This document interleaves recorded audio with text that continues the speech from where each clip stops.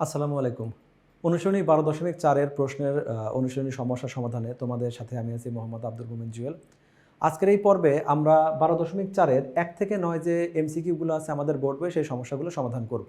তো প্রথম প্রশ্ন যেটা আছে, নিচের কোন শর্তে ax + by + c = 0 এবং px + qy + r = 0 এই দুইটা সমীকরণ আছে, এদের মধ্যে সম্পর্ক কি? সমীকরণ দুটি সামঞ্জস্য এবং পরপর অনির্ভরশীল, এরকম একটা আমাকে চেহারা দেখতে হবে। তো আমরা সাধারণত বইয়ে যে আমাদের চার্টটা আছে ওই চার্টটাতে আমরা পড়েছিলাম যে a1/a2 মানে দুইটা এক্স এর সহগকে আমরা এ বলেছি। এখানে আমাদের যে সহগগুলো আছে সেগুলো আবার উল্লেখ করে দেওয়া আছে এভাবে।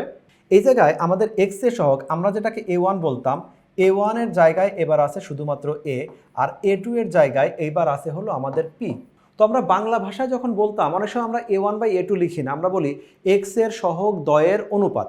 এখানে এক্স এর সহগ হলো এ আর এখানে এক্স এর সহগ হলো পি, অথবা বলতে পারি প্রচলিত অর্থে a1 মানে এ আর a2 মানে হলো আমাদের পি। তো সম্পর্ক থেকে আমরা জানি যে এই সম্পর্কগুলোতে সাধারণত কি হয়, যে আমাদের এক্স এর সহগের অনুপাত যেটাকে আমরা a1/a2 বলি, এইটা যদি এইটা নট ইকুয়াল যদি আমাদের b1/b2 হয়, এই শর্ত যদি হয় তাহলে আমাদের সামঞ্জস্য হয় এবং পরস্পর অনির্ভরশীল হয়, এই শর্ত থাকতে হবে। আমাদের এই ম্যাথটাতে a1/a2 মানে কি?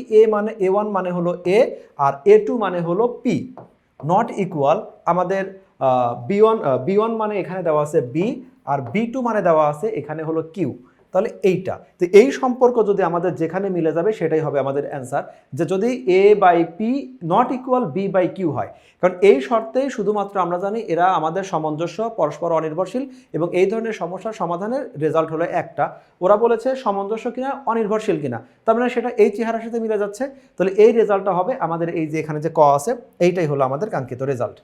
যদিও এইখানে আমাদের আরও কয়েকটা চারটা উদাহরণ দেওয়া ছিল, কিন্তু আমাদের যেরকমটা মান দরকার এই চারটার মধ্যে শুধুমাত্র এইটাই হলো আমাদের কাঙ্ক্ষিত রেজাল্ট, যে শর্তটা অনুসরণ করলে সামঞ্জস্য, পরস্পর নির্ভরশীল আর সমস্যার সমাধান থাকে মাত্র একটা। পরবর্তী প্রশ্নটা যেটা দেওয়া আছে এটা হলো x + y = 4, x - y = 2 হলে x y এর মান নিচের কোনটা? তো আমরা নর্মাল এটা দেখতে পাচ্ছি যে x + y, x - y এটাকে যদি আমরা অপনয়ন পদ্ধতিতে ম্যাথ করি, ম্যাথটা আমাদের মিলে যাবে। বাট এই টাইপের ম্যাথ, এই সমস্যাটা এখানে যেমন সিম্পলভাবে দেওয়া আছে, এক্স এর চলক নাই, ওয়াই এর চলক এক্স এর সহগ এবং ওয়াই এর সহগ অনুপস্থিত মানে এক আছে, তো এরকমটা না থেকেও তো বড় আকারে থাকতে পারে। তো আমি সাধারণত সবসময় তোমাদের এই টাইপের ম্যাথ ক্যালকুলেটরে সমাধান করে দেখায় দেই। এক্ষেত্রে ম্যাথটা যত বড়ই কমপ্লেক্স হোক, মানে সহগগুলো যাই থাক, আমাদের রেজাল্ট সবসময় মানে একই সময় নিবে হলো রেজাল্টটা বের করতে, আর সেক্ষেত্রে ভুল হওয়ার কোনো সম্ভাবনা নাই। তো এই ম্যাথটা দেখি, যদিও আমরা এখান থেকে ইজিলি অপনয়ন পদ্ধতিতে আমরা রেজাল্টটা বের করতে পারি, বাট আমরা চেষ্টা করবো ক্যালকুলেটরে বের করার জন্য। তোমাদের ক্যালকুলেটরের মডেল অনুযায়ী এই ফাংশনগুলো বের করবে, দেখবে ইকুয়েশন কোথায় আছে। এক এক ক্যালকুলেটর এক এক রকম। ইএক্স নাকি fx991 EX যেটা আছে এখানে সাধারণত এরকম একটা ইন্টারফেস দেখাবে। সেক্ষেত্রে অ্যারো চিহ্নগুলো তুমি শিফট করো, দেখবে কোনো একটা সময় আমাদের ইকুয়েশন আসবে। যেমন আমার এখন ইকুয়েশন আসছে এবং সেটাকে শো করছে এ প্রেস করলে ইকুয়েশন অ্যাক্টিভ হবে। তো আমরা এখানে এ প্রেস করে দিলাম, এ প্রেস করলাম, তারপর এখানে আমি 1 প্রেস করবো কারণ এটা সিম্পল একটা ইকুয়েশন, আর এখানে চলক হলো 2 প্রেস করে দিব। তাহলে এখন এই ম্যাথগুলো আবার খেয়াল রাখতে হবে যে আমাদের সবসময় কী করতে হবে, এটা x + y - 4 = 0, অর্থাৎ সবাইকে আমি সমীকরণের বাম পাশে রাখবো, ডান পাশে আমি 0 করে দিব। তার মানে যদি আমি এটা মুছেও দিই তাহলে আমি প্রেস করবো কিভাবে? এখানে আমি ধরো এই ব্ল্যাকটা আমি দেখছি, তাহলে আমার x এর জন্য 1 = y এর সাথে কিছু নাই মানে 1 আছে, 1 = এই 4 যেহেতু ডান পাশে আছে তাহলে অ্যাকচুয়ালি ও বাম পাশে মাইনাস আকারে আছে, তাহলে সাইনটা চেঞ্জ করে -4 দিয়ে ইকুয়াল দিলাম। একইভাবে সমীকরণ 2 আমি সরাসরি বসাবো, যেখানে কত x এর সাথে আছে +1 ইকুয়াল y এর সাথে আছে হলো -1, তাহলে -1 ইকুয়াল আমাদের c কিন্তু +2 না, এই পাশে নিয়ে আসলে -2 হবে, তাহলে -2 দিয়ে এটা ইকুয়াল দিলাম। তাহলে এখানে x1 এর মান আসছে -3, ক্যালকুলেটরে মাইনাস দেখলে আমরা প্লাস কাউন্ট করব, -3 আর হলো -1 মানে +3 +1, +3 +1, এই রেজাল্টটা আছে হলো গ নাম্বারে। তাহলে এইটা হলো আমাদের রেজাল্ট। তো এটাকে তুমি নর্মালি এভাবে চিন্তা করতে পারতে, x - y এইটা সমান হলো 2, তাহলে y কেটে গেল, 2x ইকুয়াল যদি আমাদের 6 হয়, x = 3। x = 3 কয় জায়গায় আছে? x = 3 এক জায়গায় আছে, তাহলে এখান থেকেও টিক চিহ্ন। তুমি যে কোনোভাবে অ্যান্সার বের করতে পারো, বাট আমরা ক্যালকুলেটরটাকে নিরাপদ মনে করি। কেন? ক্যালকুলেটর টাইপ করা যদি ঠিক থাকে এখানে ভুল অ্যান্সার আসবে না। আর সেক্ষেত্রে x + y মানেও আমাকে যে সময় নেবে 10x + -20y, এই টাইপের ম্যাথ প্রায় একই সময় নেবে। পরবর্তী ম্যাথটা দেখি, গ নাম্বার ম্যাথ আছে x + y = 6 এবং 2x = যদি 4 হয়, তো এই সমীকরণে y এর ভ্যালুটা কত? তো প্রশ্ন থেকে তুমি নর্মালি খেয়াল করে দেখো যে আমাদের এইখানে যে ম্যাথটা আছে 2x সমান যদি আমাদের 4 হয়, এটাকে বলতে পারি না x সমান এটা হলো 2, x সমান যদি 2 হয় আমাকে বের করতে হবে y এর ভ্যালুটা।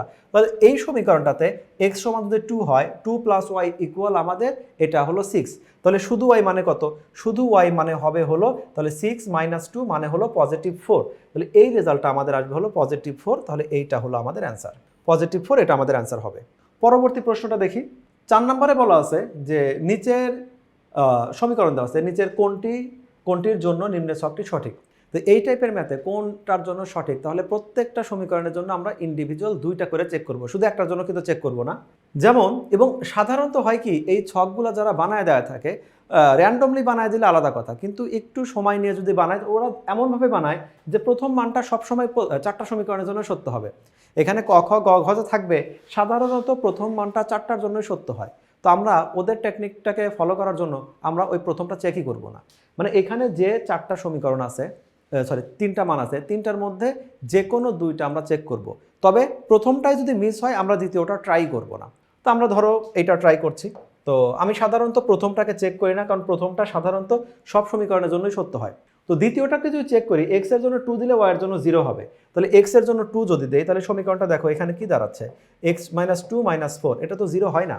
ওরা বললো x সমান 2 দিলে 0 হবে, তার মানে এটা আমাদের বাদ। তাহলে যদি এইখানে দেই x সমান 2 দিলে তাহলে এটা আসবে হলো 8 - 2, 8 - 2 মানে +4 হওয়ার কথা, কিন্তু ওদের দেওয়া আছে 0, তাহলে এটাও আমাদের বাদ। কিন্তু জাস্ট আমি একটু চেক করেই দেখি যে x সমান যদি 0 দিতাম তাহলে এটা কি আসবে, x সমান 0 দিলে অ্যান্সারটা আসবে আমাদের এটা হলো 0 - 4, তার মানে রেজাল্ট -4। রেজাল্ট কিন্তু মিলে গেল। কিন্তু যদি মিলে যায়, না মিললে একটা, না মিললে দ্বিতীয়টা চেক করবো না, কিন্তু মিলে গেলে আরও একটা চেক করতে হবে।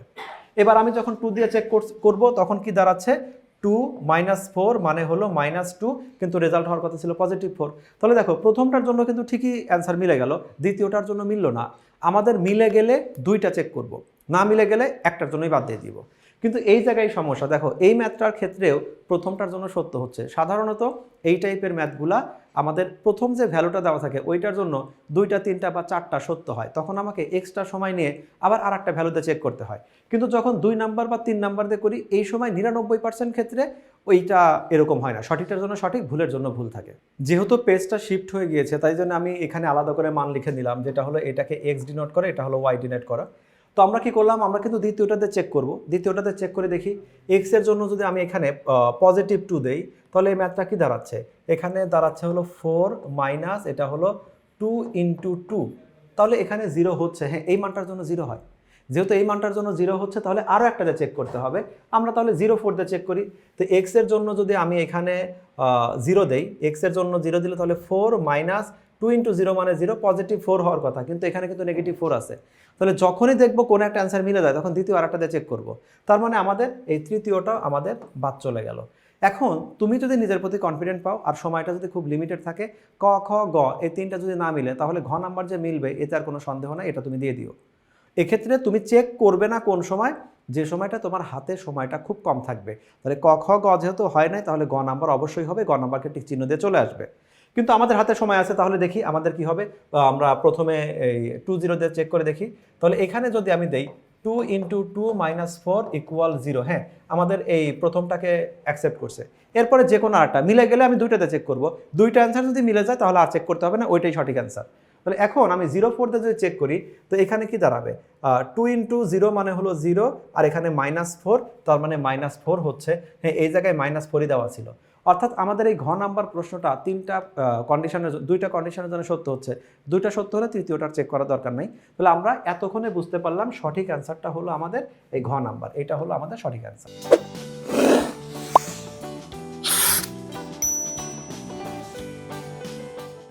তাহলে এখান থেকে মোটামুটি স্পেশালি আমাদের খেয়াল রাখতে হবে কি, যে সাধারণত চার্টের মধ্যে যে মানগুলো দেওয়া থাকে প্রথম মানটা বেশিরভাগ সময় তুমি চেক করে দেখো, বেশিরভাগ সময় প্রথম মানটা এমন একটা ভ্যালু হয় যার জন্য আমার 3টা 4টা বা একাধিক আমাদের অ্যান্সারগুলো সত্য হয়, তখন আমাকে কষ্ট করে দ্বিতীয়টাও চেক করতে হয়। সেজন্য আমরা সাধারণত 2 নাম্বার বা 3 নাম্বার দিয়ে চেক করব। পরবর্তী প্রশ্নটা দেখি, 2x - y = 8, x - 2 = যদি 4 হয় তাহলে x + y = what?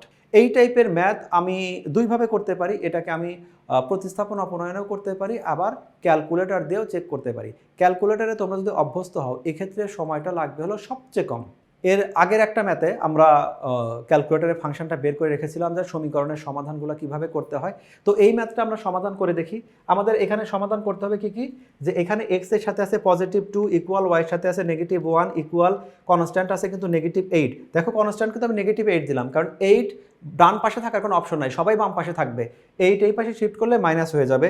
ইকুয়াল দেওয়ার পরে x2 শুরু হয়েছে, এখানে হলো +1, তারপরে হলো ইকুয়াল দেওয়ার পরে -2, ইকুয়াল দেওয়ার পরে এখানে হলো -4। তাহলে রেজাল্ট আসছে হলো, একটা হলো x = -4, আবার একটা হলো 0। x = -4 মানে +4, আর একটা 0, তার মানে 0 আর 4 এর সামেশনটা হলো আমাদের +4। তাহলে এইটা হলো আমাদের সঠিক অ্যান্সার। তাহলে আমরা সঠিক অ্যান্সার খুঁজে পাচ্ছি 4। 6 নম্বর প্রশ্নটা দেখি। এখানে দেওয়া আছে যে x - y - 4 = 0, 3x - 3y - 10 = 0, এরকম একটা সমীকরণ দেওয়া আছে দুইটা। এখানে এই সমীকরণগুলোর মধ্যে আমাদের আলোচনা করতে হবে এরা সামঞ্জস্য কিনা, নির্ভরশীল কিনা, সমাধান আছে কিনা আছে, এই সংক্রান্ত ব্যাপার। তো এই সংক্রান্ত কিন্তু আমরা একটা চার্ট জানি। তো এর আগে চার্টগুলোর যে ভিতরে কি করব, আমরা প্রচলিত ভাষায় a1/a2 মানে কি, x এর সহগকে আমরা a বলি, a1 মানে তাহলে 1 নাম্বার সমীকরণে a এর সহগ। তাহলে এই সমীকরণটাকে যদি আমি বলি a1 / a2, তার মানে 1 নাম্বার সমীকরণে x এর সহগ 1, 2 নাম্বার সমীকরণে x এর সহগ হলো আমাদের 3। তাহলে একটা মান পেলাম 1/3। দ্বিতীয়টা কি করব, b1/b2। প্রচলিত অর্থে b1/b2 মানে হলো 1 নং সমীকরণে y এর সহগ যেটা আছে হলো -1, আর 2 নং সমীকরণে y এর সহগ যেটা আছে -3। ফাইনালি এটা হলো 1/3, এরকম আসলো।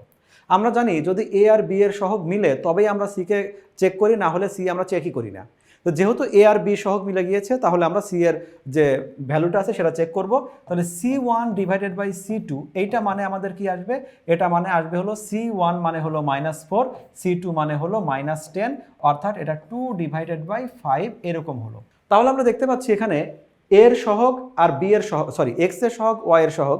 তুমি বাংলা ভাষায় কিন্তু লিখতে পারতে যে এক্স এর সহগ দ্বয়ের অনুপাত, এক্স এর সহগ দ্বয়ের অনুপাত মানে হলো a1/a2 প্রচলিত অর্থে।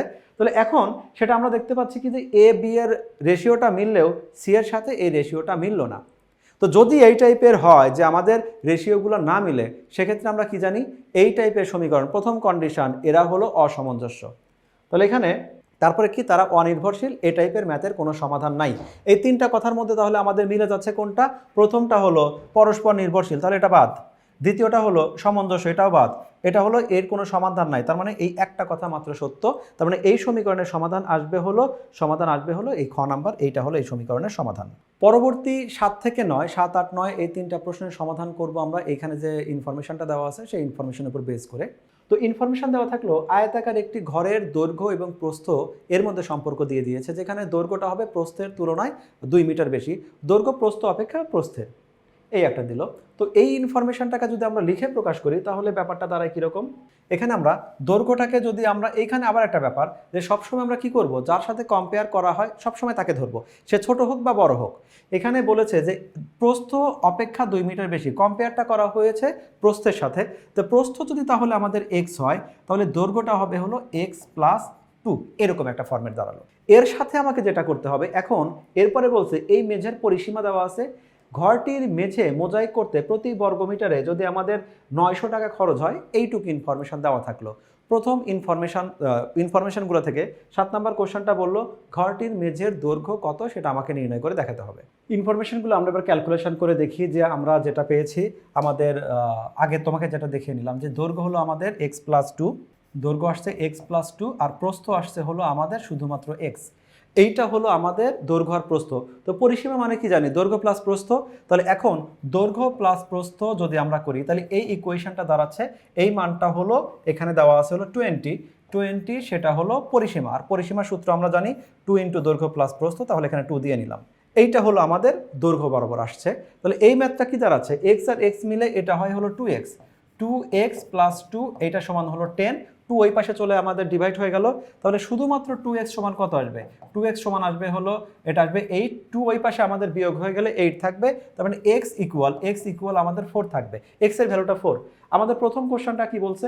প্রথম কোশ্চেন বলছে ঘরটির দৈর্ঘ্য কত, তো ঘরটির দৈর্ঘ্য যেটা হবে সেটা হলো আমাদের অ্যান্সারটা আসবে x যদি আমাদের 4 হয় তো দৈর্ঘ্যটা কত হবে? x হলো আমাকে প্রস্থ ধরে নিয়েছিলাম, যে প্রস্থ যদি যা হবে দৈর্ঘ্য হবে তার দ্বিগুণ, সেজন্য বলছিলাম দৈর্ঘ্য x + 2, প্রস্থ আমাদের x। তাহলে প্রস্থ যদি আমাদের 4 হয় তো দৈর্ঘ্য হবে আমাদের 6। এইটা হলো তাহলে আমাদের সঠিক অ্যান্সার, দৈর্ঘ্য হলো আমাদের 6। আমরা দৈর্ঘ্যটা পেয়ে গেলাম। পরবর্তী যেটা আছে, ঘরটির মেঝের ক্ষেত্রফল কত হবে? তো এটা তো আরও ক্যালকুলেশন ইজি হবে, যে আমাদের x এর ভ্যালুটা আমরা পেয়েছিলাম হলো 4, যার জন্য দৈর্ঘ্যকে বলছি আমরা 6। তো যদি আমাদের 6 হয় দৈর্ঘ্য আর প্রস্থ যদি আমাদের হয় হলো 4, তাহলে এখানে রেজাল্টটা হওয়ার কথা 24 রেজাল্টটা আছে হলো এখানে, তাহলে এটা হবে আমাদের রেজাল্ট। পরবর্তী অ্যান্সারটা আরও সময় কম নিবে। ঘরটির মেঝেতে মোজাইক করতে মোট কত টাকা খরচ হবে? ইনফরমেশন দেওয়া কি, ঘরটির মেঝে মোজাইক করতে প্রতি বর্গ মিটারে, হিসাবটা দেখো, হিসাবটা কিন্তু বর্গ মিটারে, খেয়াল রেখো।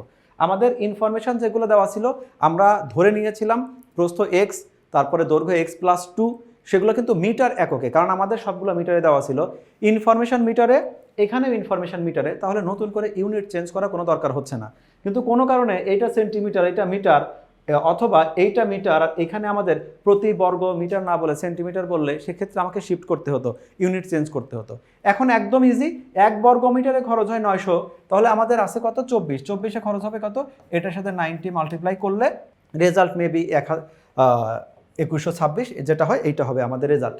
জাস্ট এটাকে গুণ করে দিলে যেটা হবে সেটা আমাদের রেজাল্ট। তো এভাবে আমরা ম্যাথগুলো সমাধান করতে পারি। এমসিকিউ এর জন্য আসলে আমাদের কয়েকটা জিনিস ভালো করে রাখা দরকার, যে বেসিক ক্লাসগুলো খুব ভালো করে রাখা দরকার। আর তুমি যদি এই এমসিকিউ বা শুরুতে শর্ট যে কিছু প্রশ্ন থাকে, এমসিকিউগুলো থাকে, এগুলো করলে তোমার কনসেপশনটা ক্লিয়ার হয়, সেক্ষেত্রে রিটেন পার্ট করাটাও তোমার জন্য ইজি হয়। তবে তুমি রিটেন আগে করো বা এমসিকিউ আগে করো সেটা পরের কথা। মনে রেখো, আমরা যে পরিমাণ সময় রিটেন দেই, কিন্তু এমসিকিউতে আমাদের 30 মার্কস আছে। যদি তার 5% সময় যদি আমরা এমসিকিউতে দেই, এমসিকিউগুলো অনেক স্মুথ হয় এবং সেটাতে সময় লাগে কম, এখানে মার্কস ক্যারি করাটা অনেক ইজি হয়। তো আমাদের এমসিকিউ নিয়ে আলাদা কিছু এপিসোড থাকে যেখানে আমরা শিখিয়ে থাকি কত শর্টকাট টেকনিকে ম্যাথগুলো সমাধান করা যায়, তারপরে কোন সমস্যাগুলো সমাধান আগে করতে হয়, সারা বছর কোনগুলো প্র্যাকটিস করবো, এবং পরীক্ষার আগে একদম 11th আওয়ারে শর্ট একটা সাজেশন যেখানে সবগুলা প্রশ্নের সারমর্ম দেওয়া থাকে, এই সংক্রান্ত সবগুলো ভিডিও আমরা তোমাদের জন্য প্রস্তুত করে থাকি। তো দেখা হবে নেক্সট ক্লাসগুলোতে, আর ততক্ষণ পর্যন্ত তোমাদের কাছ থেকে বিদায় নিচ্ছি। আল্লাহ হাফেজ।